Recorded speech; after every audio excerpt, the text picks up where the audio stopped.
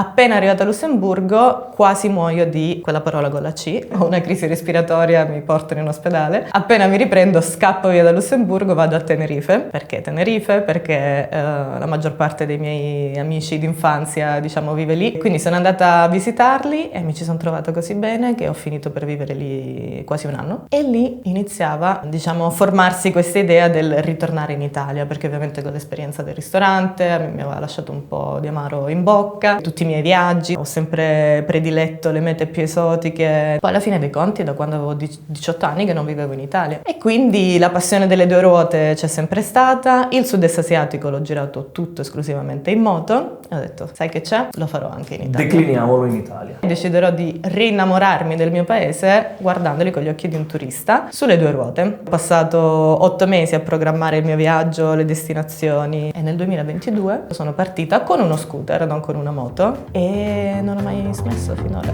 Sono quasi 3 anni.